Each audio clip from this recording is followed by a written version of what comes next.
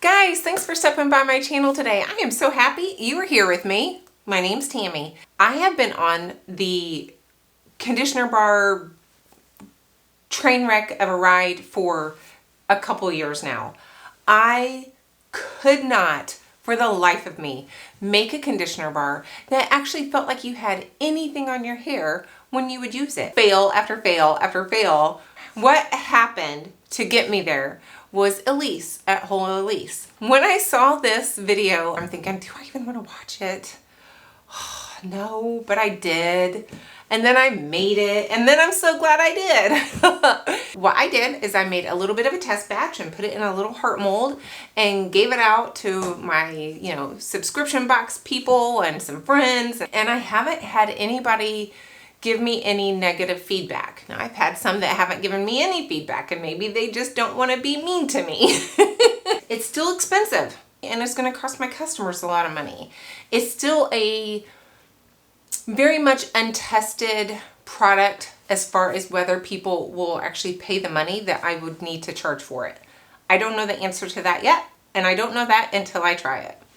I have had a lot of interest in the last few weeks for a conditioner bar. I'm getting out of breath, guys, so let me catch my breath and get finished getting ready, and then we'll make the conditioner bars. Thank you, Whole Elise, for this wonderful, wonderful formula. Took a minute to wipe down everything, and I have my hairnet on. So first things first, I'm going to be getting my heated oil phase in this pot here. And the first thing that goes in there is mango butter.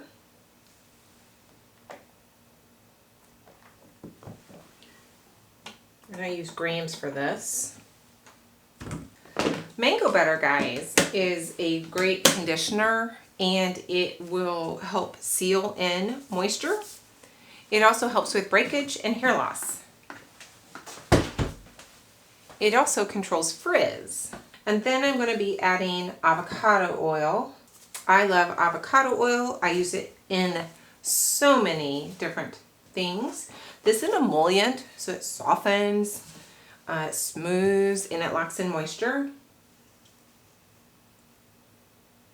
Okay, and then BTMS 50. This is pretty much in every conditioner bar, either BTMS 50 or BTMS 25, probably because it's such an excellent conditioning agent. It's great for detangling. It's great for that wet comb. It has a bit of an odor, but that doesn't really carry through to the finished product. But BTMS 50 or 25 is usually what you're going to find. A lot of people will use the 25.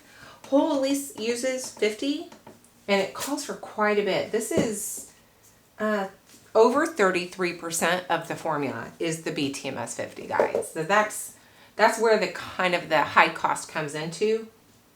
$2.86. Just as an aside, that was the last of that batch, and that was 4.85 ounces. So what I'm going to do is I write 4.85 next to BTMS 50. And before I make my batch in my software, I'm going to make sure that my inventory shows 4.85 before I ever make this. And that way my inventory is always up to date on that. So anytime I run out of something, that's what I do. And I don't have to do a huge end of the year inventory anymore. But I need more. Hang on. I maybe should have bought more than one bag. And now I'm kind of kicking myself. 286. And then cetyl alcohol. This is a thickener, but it also is a great conditioner. And what cetyl alcohol will do is it improves the product feel. It improves the texture. So it makes the conditioner easier to apply, easier to spread, and it is a wonderful little addition to this. And then last we have stearic acid. So that is also a thickener, but it is also a conditioner, and it protects your hair. So that is it for the oil phase. So I'm going to get this in a double boiler on the back counter and get it melting. We are going to have two different cool down phases for this. So the first phase is going to be glycerin. Glycerin is a humectant, so it's great for all hair types and it helps with breakage. Yeah, let me open the cap up. So we're also going to be adding panthenol. So panthenol is also a humectant, so it will also help with breakage, and it helps maintain your hair's moisture. Guar gum. So guar gum is our thickener of choice in this one, but it also helps moisten and soften the hair. I have a shampoo bar that I actually use guar gum in, and it is for that softening and manageability that it can provide.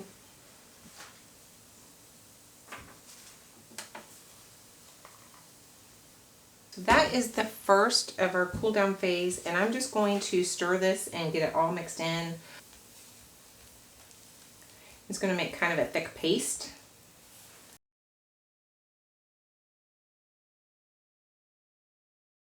I'm going to set that aside and get on with phase 2 of our second, or I should say our second cool down ingredients. Then we are going to add our Optifin. I'm using Optifin as my preservative. And then vitamin E. Vitamin E is an antioxidant. A lot of people use it for that, but it really is great for your skin.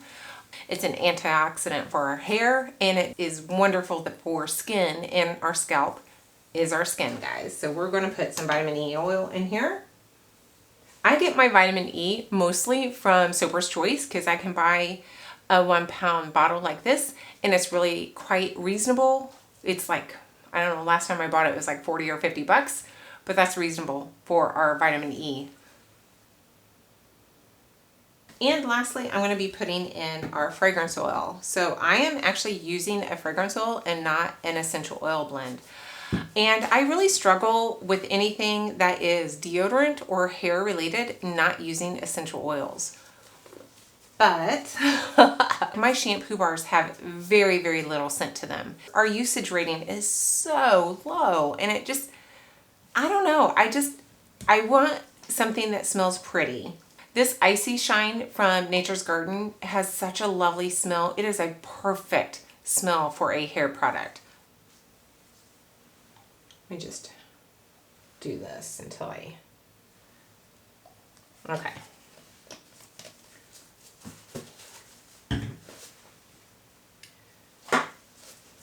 I am so hard on my scales. I mean,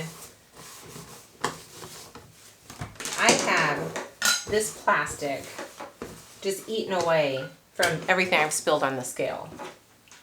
I'm kind of ashamed of it. But what can I do? I'm hard on them. I don't know what to say. My 2 cool down phases are ready. I will bring you back when it is time to pour these in our molds. All right, we are melted. It got a little warm. It got up to close to 200. So I've been letting it cool for a second here on this little tray. But it's cool enough to add my first round of cool down ingredients.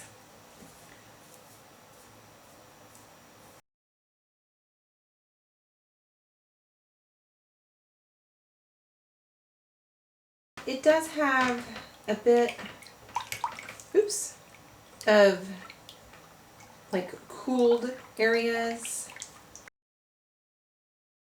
I'm going to actually just stir this for a little while. I'm not going to walk away. I have deodorant on the back counter I'm trying to get made as well, but I'm just going to let that go for now. I'm going to stir this until it cools down. That way it'll cool kind of in a homogeneous way. As you can see, I transferred it to a glass Pyrex cup here. I'm going to make a note on my recipe form that I want to start with it in here. It cooled it down too fast, but I needed something pourable. But I was able to, off camera, because I was in a hurry, guys, I was able to get my preservative and fragrance in here, and I'm ready to pour. So I'm going to get that done as quickly as I can. We'll see what happens with this.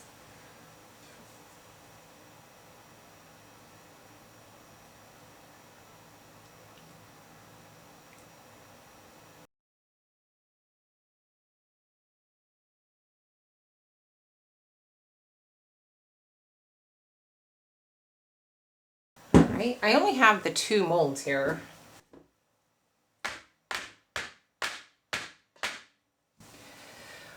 Oh, all right. So a bigger batch is a little bit more difficult to manage. Oops. And I'm going to just probably get this in a mold. So I'm going to work on what I'm going to do with this little bit of leftover. And I'll be back when I can figure out how I'm going to package these. Okay, in the middle of making soap, I wanted to show you my conditioner bars. I put them in the refrigerator overnight. The first batch or the first pour tray is a lot smoother on top than the second. The second, it was getting pretty cold on me and it was getting less fluid. So I think that I would probably maybe only make 6 at a time. It really depends on how well these sell, honestly. But I have these tins that I've had for a bit, and I usually put my deodorant balm in here. I'm just not sure I'm going to continue selling that. I'm up in the air on that. But they do fit quite nicely. So I have like just brown coffee filters, and it's going to make them a lot tighter in the tin, so I'm not sure how well they'll fit. It is kind of nice to be able to just, it's already packaged, and I have a nice set here for label. I have a nice big area back here for the ingredients label. So I do think I'm going to do that. Golly, it's not wanting to screw. Hang on, what'd I do? There we go. I think we're good, guys. So I'm going to get these while I'm still, again, waiting for my oils to cool down. I do have clean hands, guys. But I'm going to go ahead and get these in the tins. And I don't know if I'll come up with a special sticker or if I'll just use my hummingbird sticker on these to just make that look nicer when they open it, and it'll be like a sticker to hold that down. They're a little bit wide, so they're not exactly wanting to screw on completely. I gotta make sure there's nothing blocking the screw mechanism. Ah! There. I have 3 of them this size. I'm not exactly sure what I'm gonna do with that, but I've got a few minutes while I'm waiting for my oils here, so I'm going to finish getting all of these packed. What I'm gonna do immediately is save my pretty one for the pictures. I'm just going to set that in there. And then I'm going to take this, I'm going to cut this in half, and I'm going to shrink wrap half of it. I'm going to have this sitting on my table so people can smell it. I will bring you back when I'm upstairs and I've got everything labeled so we can see how I labeled everything, guys. All right, I had to go just now look and see actually how much did this batch cost me to make. $61, my cost to make this. $61.35 to be exact. It is incredibly expensive to make these products. And I think a lot of times customers don't really understand the amount of cost involved. And that doesn't include what you would consider R&D. You know, how many failed batches of conditioner bars have I had over the few years? I mean, that's a lot of money. But I wanted to show you. I'm trying to get it out of the glare. Guys, I don't understand lighting. You know, it's been 3 years. I still don't understand lighting. How can I not get this to be glary?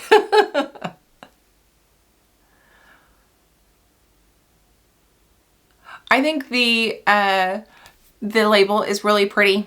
I found this like really sparkly, diamondy pink image on Canva. So I was able to use that. And then on the inside,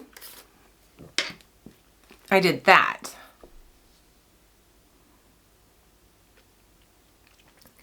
And I think that's really pretty how I have the hummingbird just a little bit in the shadow of the same, I think it's the same, yeah, the same pink diamondy background with the shadow of a hummingbird. I think it's really pretty. Each cost to me is $4.33. It cost me to make this right here.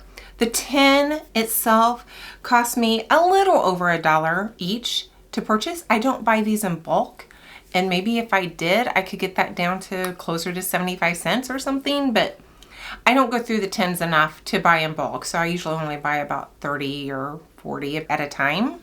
But I really do think they're perfect for the conditioner bar, and I'm almost considering going to these for my shampoo bars.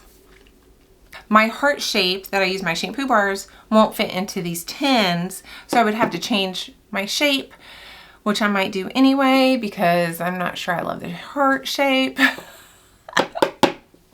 Anyway, rabbit trail.